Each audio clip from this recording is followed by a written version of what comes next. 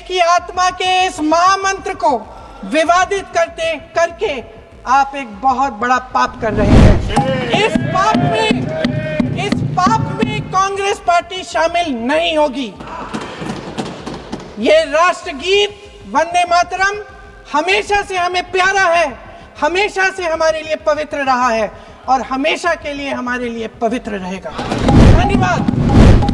जितनी भी गालियां देनी है, जितना भी अपमान करना है, उसकी भी एक सूची बना दीजिए। नहीं, बात खत्म नहीं है। उसके बाद 17 साल के लिए प्रधानमंत्री रहे। आप बड़ी आलोचना करते हैं इनकी, लेकिन अगर इन्होंने इसरो नहीं बनाया होता तो आज आपका मंगलयान नहीं होता। अगर DRDO नहीं बनाया होता तो तेजस नहीं बनता। अगर IIT और IIM नहीं बनाए होते तो हम आज IT में आगे नहीं होते। ये सुन लेगा क्या क्या शिकायतें हैं, किसने क्या किया, इंदिरा जी ने क्या किया, राजीव जी ने क्या किया, परिवारवाद क्या होता है, नेहरू जी ने कौन सी गलतियां की, सुना लीजिए, फिर खत्म। उसके बाद बेरोजगारी, महंगाई,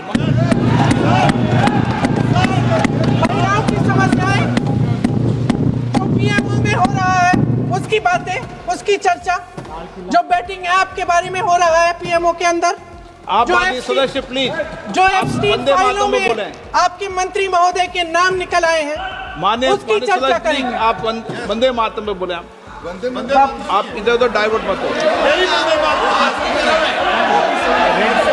राष्ट्रगीत हमारे लिए कल भी सर्वोपरि था, आज भी सर्वोपरि है। भाजपा वाले सिर्फ और सिर्फ समय बर्बाद करते हैं। भाजपा वालों का काम था कि बेरोजगारी, पलायन, इन सब मुद्दों पे बात करने का, लेकिन ये पीछे की बात करती है, अभी की बात नहीं करेगी, आगे की बात नहीं करेगी। ये कहना हमारा नहीं, ये कहना प्रियंका गांधी का है। प्रियंका गांधी आज सदन में बहुत तेज गरजी, अब तेज गरजते के साथ उन्होंने कहा कि आज आपको जितनी गालियां देना है गाली दे लीजिए, परिवारवाद के बारे में जितना कहना है कह लीजिए, फिर उसके बाद फिर तो कल सवाल पूछेंगे ही नौकरी पलायन पे। क्या कुछ कह रही है प्रियंका गांधी छोटे हाथ पे उनकी पूरी बातों के साथ? 999 अपमान, 9999 अपमान, सूची बना दीजिए और फिर हम एक समय निर्धारित करते हैं। जैसे हमने 10 घंटे आज वंदे मातरम पर हमने बहस किया है ना, उस तरह से हम अध्यक्ष महोदय जी से पूछेंगे, एक समय निर्धारित करेंगे, 10 घंटे, 20 घंटे, 40 घंटे, जितने घंटों में आपकी ये शिकायत पूरी हो जाए, माननीय सदस्य आप शांत हो जाए और हम बहस कर लेंगे। लेकिन इस सदन का कीमती समय, जिसके लिए हमें यहाँ पे जनता ने भेजा है, जैसे हमें जनता की समस्याओं को हल करने के लिए चर्चा करनी चाहिए, इस्तेमाल करना चाहिए, उसको AC के लिए इस्तेमाल करिए। उसके बाद जैसे अंग्रेज वही बराबर कुछ भी, इसका मतलब है इस मुद्दे का जवाब नहीं है आपके पास है? अगर इन्होंने BHEL, गेल, सेल, भाखड़ा नंगल ये सब नहीं बनाया होता जो आप सब बेच रहे हैं, तो ये विकसित भारत कैसे बनता? और मत कहिए बाकी। जितनी भी गालियां देनी है, जितना भी अपमान करना है, उसकी भी एक सूची बना दीजिए। नहीं, बात खत्म नहीं है। 999 अपमान, 9999 अपमान, सूची बना दीजिए और फिर हम एक समय निर्धारित करते हैं। जैसे हमने 10 घंटे आज वंदे मातरम पर हमने बहस किया है ना, उस तरह से हम अध्यक्ष महोदय जी से पूछेंगे, एक समय निर्धारित करेंगे, 10 घंटे, 20 घंटे, 40 घंटे, जितने घंटों में आपकी ये शिकायत पूरी हो जाए, माननीय सदस्य आप शांत हो जाए और हम बहस कर लेंगे। लेकिन इस सदन का कीमती समय, जिसके लिए हमें यहाँ पे जनता ने भेजा है, जैसे हमें जनता की समस्याओं को हल करने के लिए चर्चा करनी चाहिए, इस्तेमाल करना चाहिए, उसको AC के लिए इस्तेमाल करिए। उसके बाद जैसे अंग्रेजी में कहते हैं ना, जैसे अंग्रेजी में कहते हैं कि once and for all let's close the chapter, close कर लीजिए। देश सुन लेगा क्या क्या शिकायतें हैं, किसने क्या किया, इंदिरा जी ने क्या किया, राजीव जी ने क्या किया, परिवारवाद क्या होता है, नेहरू जी ने कौन सी गलतियां की, सुना लीजिए, फिर खत्म। उसके बाद बेरोजगारी, महंगाई,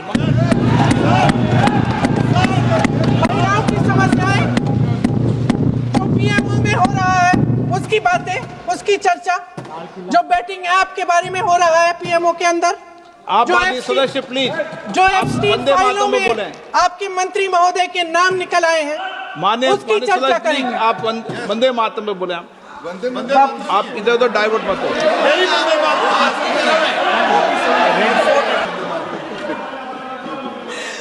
महोदय, आज की ये बहस सिर्फ ध्यान भटकाने के लिए की जा रही है, क्योंकि ये सरकार इस देश के वर्तमान की असलियत छिपाना चाहती है। आज देश का युवा कितना परेशान है, कितनी मुश्किल में है, पेपर लीक होते रहते हैं, बेरोजगारी है, महंगाई इतनी बढ़ चुकी है, इसकी चर्चा हम सदन में क्यों नहीं कर रहे हैं? आरक्षण के साथ जो हो रहा खिलवाड़ है, उसकी चर्चा हम यहाँ क्यों नहीं कर रहे हैं? महिलाओं की बात होगी, बड़े बड़े ऐलान होंगे, मगर उनकी परिस्थितियों को सुधारने के लिए कोई ठोस कदम यहाँ क्यों नहीं उठाया जा रहा है?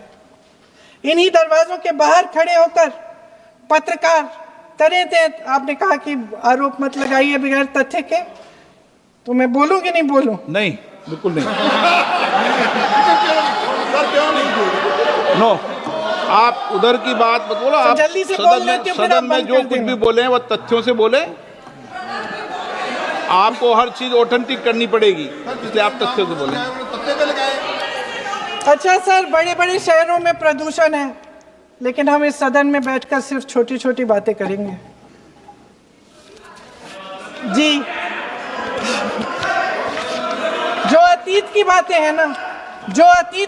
हैं ना, जो बार बार आप चाहते हैं कि हम पीछे देखें, लेकिन हम आगे भविष्य की बात, वर्तमान की बात, जो असली समस्याएं हैं उनकी बात न करें, ये छोटी बात होती है।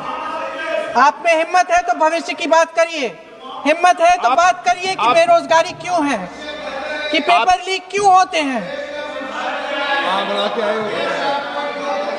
आप चेयर को एड्रेस करें। आपको अच्छा, खत्म कर लेती हूँ, चेयर के एड्रेस करो आप। अध्यक्ष महोदय जी, सच्चाई ये है कि इनका शासन दमन का शासन है। इनकी राजनीति दिखावे की राजनीति है, इवेंट मैनेजमेंट की राजनीति है, चुनाव से चुनाव तक राजनीति है, तरह तरह के ध्यान भटकाने वाले मुद्दों की राजनीति है। वंदे मातरम इस देश की उन्हीं उम्मीदों की गुहार है जिन्हें आपका शासन हर रोज ठुकरा रहा है। आज भी सरहद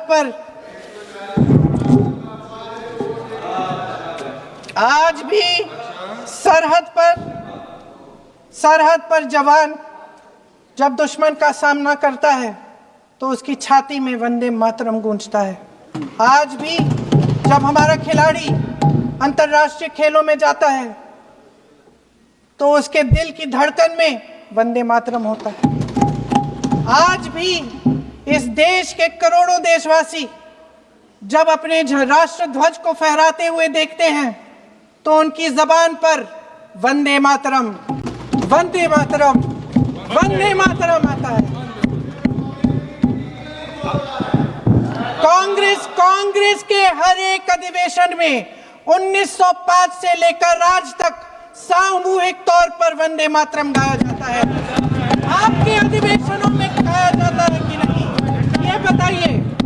ये बताइए। अपने देश की आत्मा के इस महामंत्र को विवादित करके आप एक बहुत बड़ा पाप कर रहे हैं। इस पाप में कांग्रेस पार्टी शामिल नहीं होगी। ये राष्ट्रगीत वंदे मातरम हमेशा से हमें प्यारा है, हमेशा से हमारे लिए पवित्र रहा है और हमेशा के लिए हमारे लिए पवित्र रहेगा। धन्यवाद।